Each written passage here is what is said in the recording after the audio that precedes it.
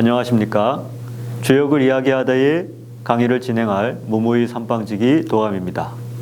오늘 본격적인 주역 강의에 앞서서 과연 주역이란 무엇인가, 왜 주역을 알고자 하는가, 주역을 통해서 우리는 무엇을 얻을 것인가와 같은 이야기를 해보려고 합니다.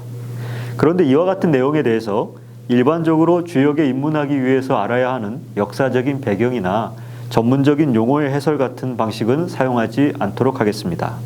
그보다는 제가 그동안 주역을 공부하면서 들게 된 생각들을 좀 두서없이 여러분들께 이야기할까 합니다.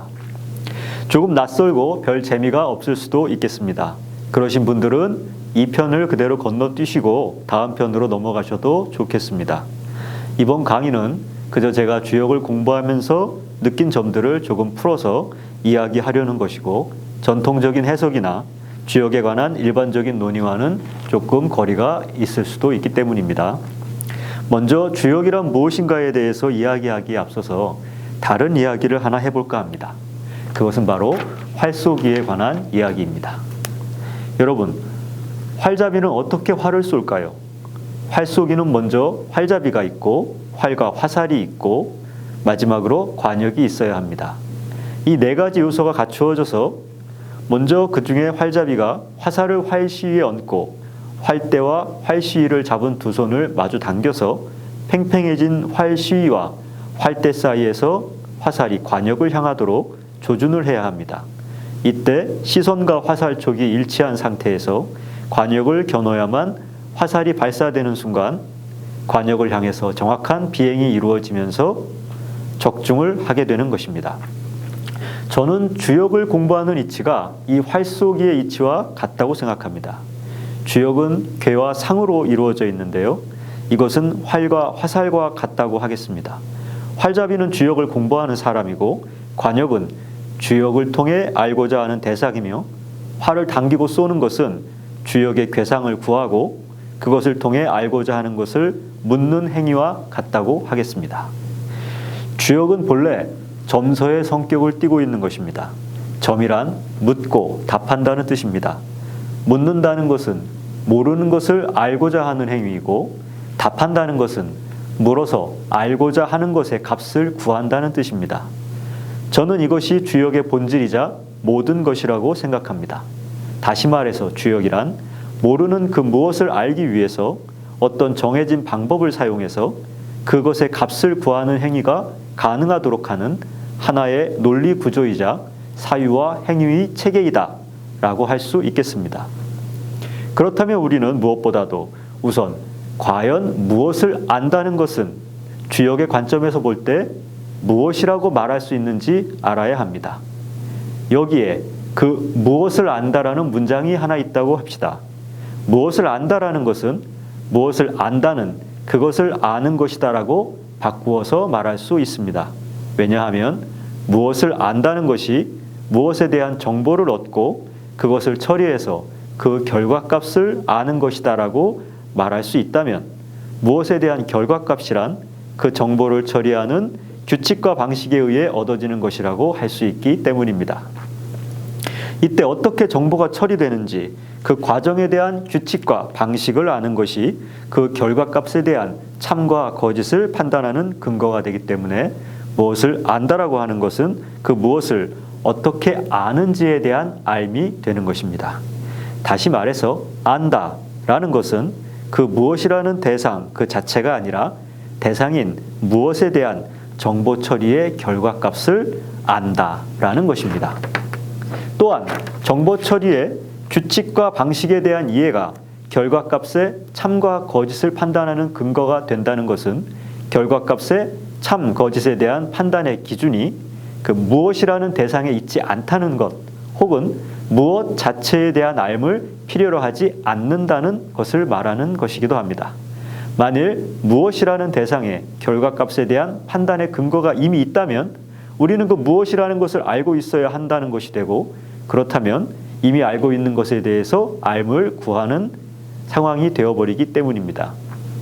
그러나 정보 처리를 통해서 얻게 되는 결과값은 그 값이 아무리 무엇에 실제에 근접한다 하더라도 그것이 얼마나 그 무엇에 가까운 값인지를 알 수 있는 근거가 없기 때문에 결국 그 무엇이라는 것 자체는 알 수가 없는 것입니다.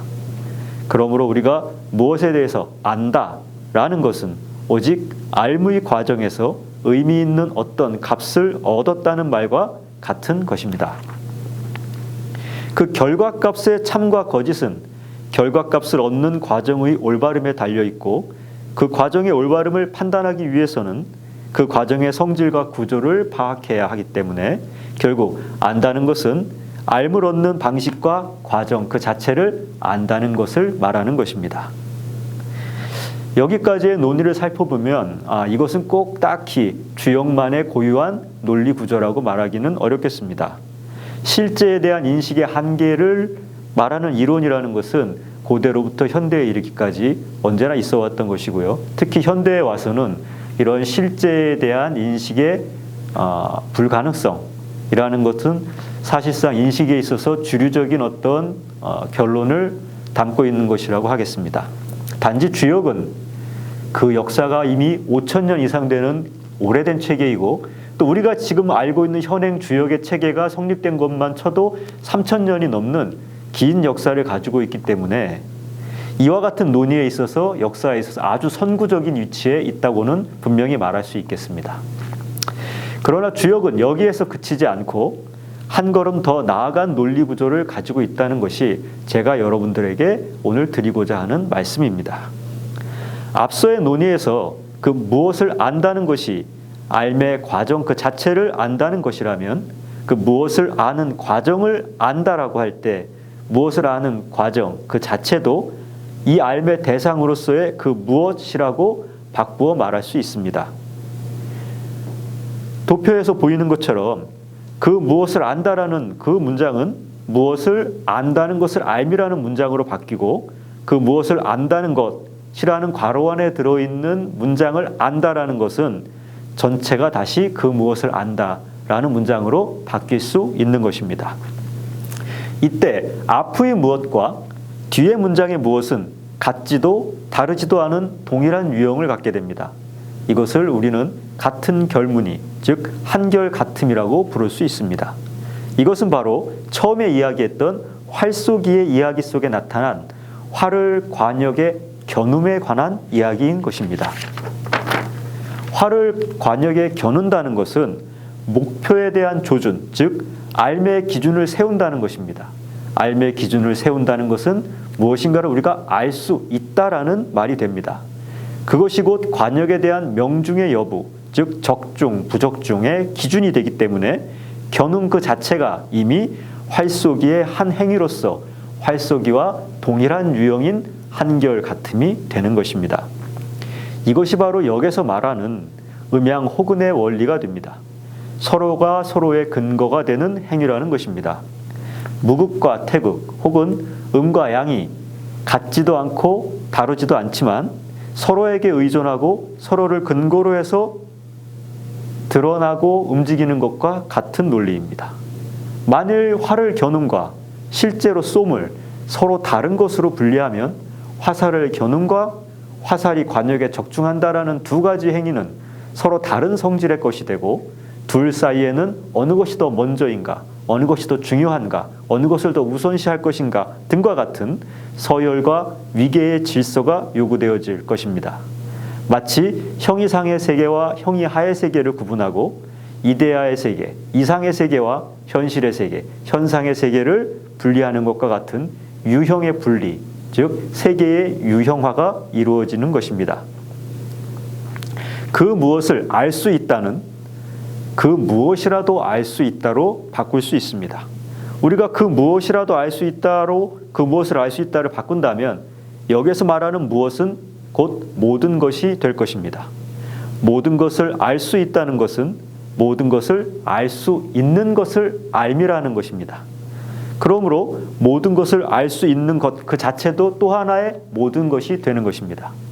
이때 모든 것을 알 수 있음과 모든 것 이 두 가지 역시 같기도 하고 다르기도 한 하나의 유형인 한결같음으로 하나의 세계 안에 공존하게 됩니다. 즉 하나의 세계 안에 모든 것과 모든 것으로 공존하는 것입니다.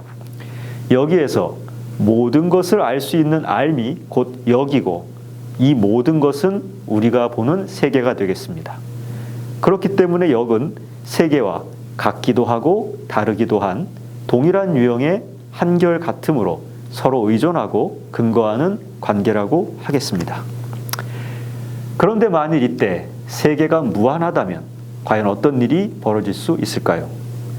마치 무한히 떨어져 있는 관역을 맞추어야 하는 활잡이의 운명과도 같은 상황이 벌어질 것입니다. 이 경우에 활잡이는 어떻게 활을 겨눠야 할까요? 또 활의 겨눔이 가능할까요? 활을 겨눈다는 것이 이 경우에는 어떤 의미를 가질까요? 아니면 정말 이 활은 관역에 명중할 수 있는 가능성이 있는 것일까요?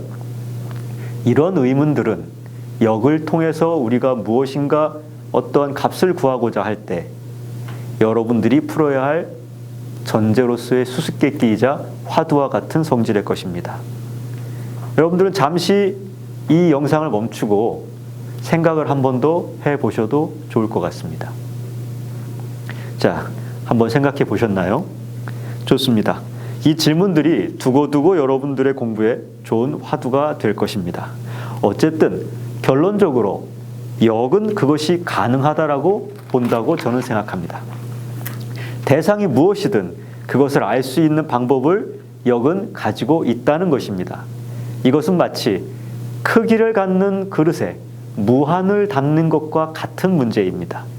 이것이 가능하다고 보는 이유는 역은 무한 그 자체를 유형화할 수 있고 역 스스로 그러한 무한의 유형을 지닐 수 있기 때문입니다. 역이라는 것은 그 자체로는 음양팔괴라는 제한된 상과 하나에서 10가지라는 제한된 수로 이루어진 닫힌 체계이지만 역의 구조 자체는 그 무엇을 알 수 있는 알미이기 때문에 그 무엇에 무한과 같은 대상을 넣어도 역시 알 수 있다고 보는 것입니다. 이것은 역이 형이상과 형이하, 실제와 현상, 이성과 경험, 추상과 구상, 이상과 현실 등을 두 개의 다른 유형으로 구분하지 않는 논리 구조를 가지고 있기 때문입니다. 왜냐하면 역은 기본적으로 알 수 없는 미래에 대한 예측을 기반으로 성립된 체계이기 때문에 이 알 수 없는 미래에 해당하는 모든 것들에 대해서 인간이 물을 수 있는 모든 질문들을 포함하고 있습니다. 인간사의 모든 문제, 문명과 사회의 규범, 운명, 천지, 자연의 기후 변화 등 이 모든 것에 대한 값을 구하는 체계이기 때문에 모든 것이나 무한이라는 문제를 다룸에 있어서도 일상사에 있는 사소한 문제와 전혀 다른 유형화를 하지 않고 동일한 논리구조, 동일한 점서법을 통해서 그 결과값을 취하기 때문입니다. 그렇기 때문에 궁극의 진리, 절대적인 신, 무한성과 같은 일반적인 논리구조나 이성의 영역에서 다룰 수 없거나 부적절하다고 여겨지는 영역의 대상에 대해서도 주역은 일상의 문제를 다루듯이 동일하게 대할 수 있다는 사실이 역설적으로 가장 초월적인 대상의 초월성마저 생활세계의 일상성과 같은 유형으로 변화시키고 융화시킬 수 있는 주역의 힘인 것입니다. 결론적으로 말씀드리면 역이란 것은 무엇을 묻는다에서 시작하고 무엇이든 물어볼 수 있다와 같고 모든 것은 다시 모든 것과 모든 것이 되고 이러한 모든 것과 모든 것들은 모든 것의 모든 것이 되어서 이 모든 것의 모든 것이 다시 그 무엇으로 바뀌고 그 무엇을 알 수 있다는 그 무엇을 안다가 되는 고유한 논리 구조를 갖고 있는 것입니다. 어떻습니까? 좀 이해가 되셨나요? 아니면 이해가 되지 않으신가요? 뭐 상관없습니다. 처음에 말씀드린 대로 오늘 내용은 본문에 강의하는 별 상관이 없을 수도 있기 때문입니다. 여러분이 이 내용에 대해서 흥미를 느끼지 못하신다면 이 강의는 잊어버리시고 다시 주역의 본문의 강의에 집중하시면 되겠습니다. 오늘은 여기까지 하겠습니다. 감사합니다.